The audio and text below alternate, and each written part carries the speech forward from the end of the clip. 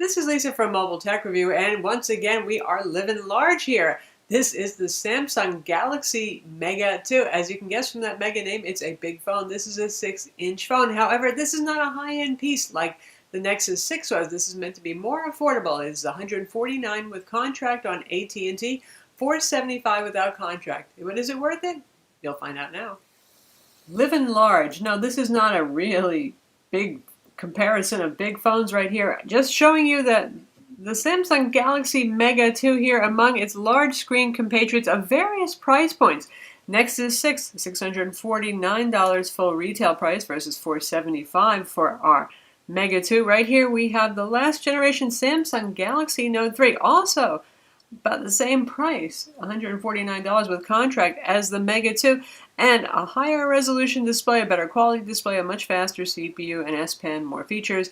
Okay, you get the idea where this is going already. And here we have the Samsung Galaxy Note 4, one of the more expensive phones you can buy, considerably more money. Understandable, if you've got the money for the Mega 2, you might not have the money for the Note 3. And then here we have our funny little flexible phablet, the LG G Flex, also a big screen, also 720p. Interesting curvy design, somewhat better internals inside. So just so you see the playing field here, from about the same price, the Flex about the same price, the Note 3, to phones that are more expensive. So obviously the Mega 2 is for you big screen loving people right here. 6-inch display, but only 720p, 1280 by 720. It is an LCD, not Super AMOLED. So for those of you who love the rich, better-than-life colors of Super AMOLED, the inky blacks and stuff, you're not getting that here. But for those of you who don't like Super AMOLED and prefer more natural-looking colors, well, you'll be happy. This is not the wildly brightest LCD we've ever seen or the most color-saturated, but it's not bad. It's okay. For a $99 phone, I would say cool. For a $149 phone on contract, I'd say, well, all right. In terms of design, it looks a lot like, well, Samsung's last generation Note 3 phone. That is to say, you get the faux chrome sides over here, and you get the faux leather back with the stitching. The stitching is back just when it started to disappear from Samsung phones, but they only do it a bit on the sides. They don't go all the way around this time. And this is a removable back. Our speaker is right there. 8 megapixel camera with an LED flash. AT&T phone, so big old AT&T logo right there. And to take off the back, there's a little pry point, as is usually the case with Samsung phones. Take our back off, voila. There's the battery, 2800 milliamps, a bit less capacity than some other phablets, really big phones, but the CPU and the screen resolution would make it seem as though you really don't need so much battery oomph. Micro SIM card slot here, it really doesn't need a nano SIM, does it? And it's stackable with a micro SD card slot up top so you can expand storage. This phone has 16 gigs of internal storage and a sort of oddball 1.5 gigs of RAM. We've seen 1.5 gigs before, not so often, but obviously it's better than 1, but not as good as 2. This does have Samsung TouchWiz with all of those features on board that do like to eat up some of that RAM, but it manages okay despite that. Up top here, the headphone jack, and on this side we have the volume rocker, and I'm surprised I didn't drop it down a little bit, because most people, and I have really quite big hands, most people would probably have some trouble reaching that one-handed. If you drop the phone down, you can, but just don't drop the phone when you're doing that. And on this side we have the power button right there, and on the bottom the micro USB 2.0 port for charging and for copying data to and from your computer to the phone. Standard Samsung physical home button here with the capacitive keys that light up when you touch the screen or you touch the buttons right there.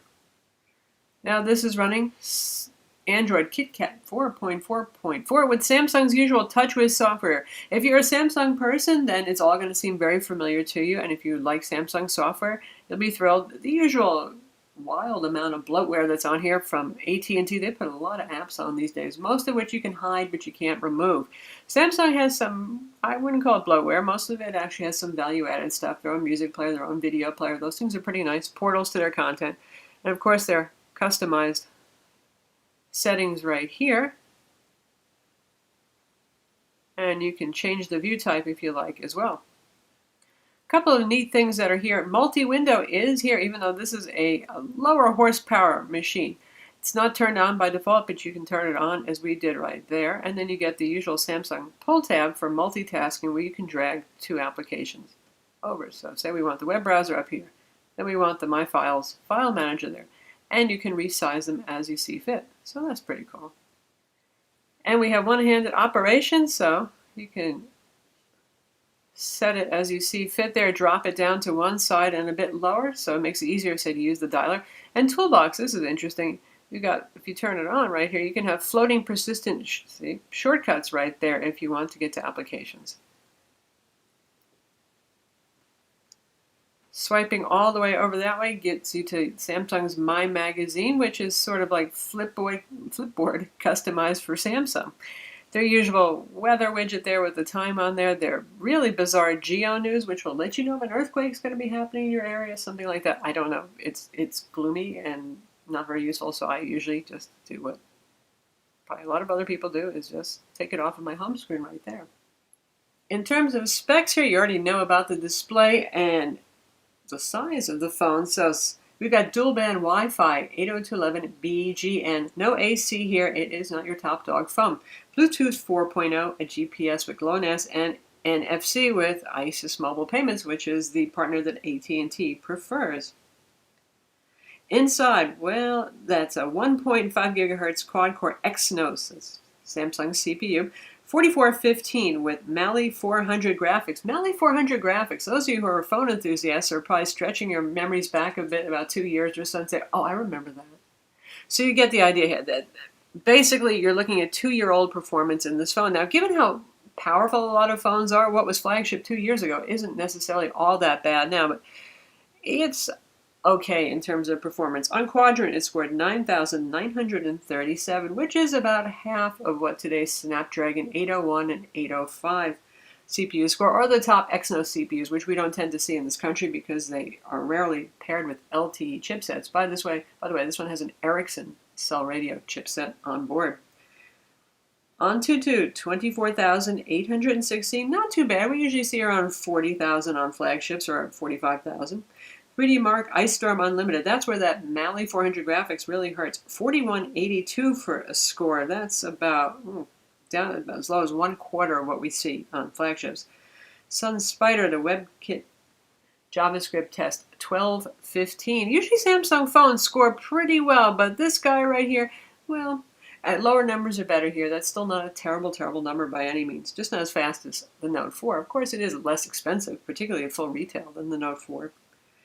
Geekbench 3, 444 for the single-core test, and 1379 for the multi-core test, about half, again, of the flagships.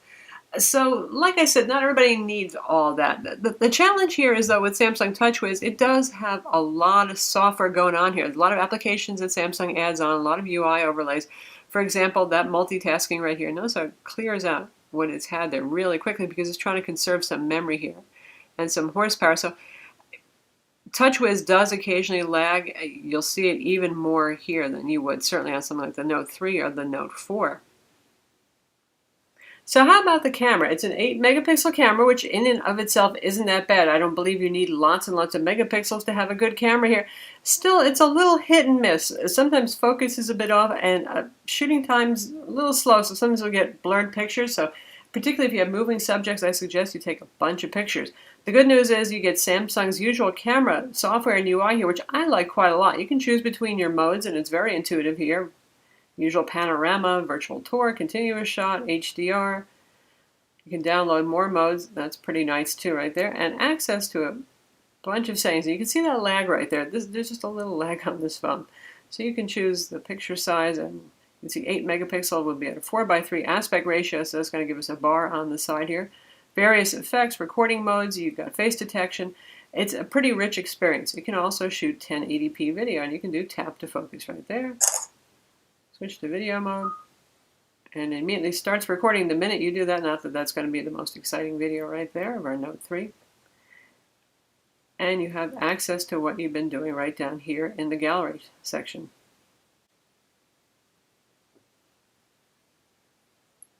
And there's our gallery of the pictures we took. There's reasonably good detail right there. It's not that bad at all.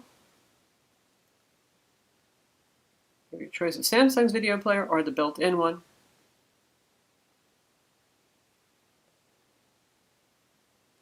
So not too shabby. So despite the relatively low resolution for the display size, we have 245 ppi pixel density. It's not really that bad looking. Here's our homepage on Mobile Tech Review. It's not bad, folks. You know, not at all. So let's look at a video and see how it does there. Well, I wouldn't call it wildly sharp, but it's again not that bad looking. I'd like to see a little bit more color saturation. Never thought I'd get to say that about a Samsung phone, since it's an LCD, probably just so used to the super AMOLED vividness on them, but it's not bad at all. It's okay, again. The phone certainly has enough horsepower to play games like Plants vs. Zombies. Asphalt 8, a little sluggish and jittery. This is not a hardcore gamer's phone. Again, look to the Samsung Galaxy Note 3 if you want really better gaming performance there, because it has a significantly faster CPU inside. But for casual games, like Plants vs. Zombies, things like that, Temple Run even, it's fine for that sort of thing. Battery life, the 2800 milliamp hour battery in here, given the relatively not so fast CPU and the 720p resolution display, you would think it'd be pretty good, but that's still a 6-inch panel there to power up. So it will last all day with moderate use, and I mean from 8 a.m. until 10 p.m. or so, but it's not going to be a 2-day phone if you're a moderate to heavy user. Certainly if you're going to use a GPS, and if you're going to be playing a lot of Temple Run, you will have to plug it in sooner, but it's easily a full-day phone for most of us, not much more. So there it is, the Mega 2. No longer are we seeing different sizes available, just one 6-inch model right here. And if you're really sold on Samsung and you're really sold on a big screen, and both of those are understandable, it's not a bad choice. As you've gotten the idea that I'm really pushing the Note 3 here as a more superior piece of hardware for your price in terms of speed, a nicer screen, lots more features on board too. And if you're interested in novel competition sort of thing, there is things like the LG G Flex with its curved 6-inch display, also 720p, but not a bad display overall, to tell the truth. So there it is, the Samsung Galaxy Mega 2. It's sort of like a budget phablet, but the price, honestly, I think isn't budget enough for what you get. I would choose something like last year's Samsung Galaxy Note 3. Still a fine phone and better in every way, and selling for the same price. I'm Lisa from Mobile Tech Review. Don't forget to subscribe to our YouTube channel.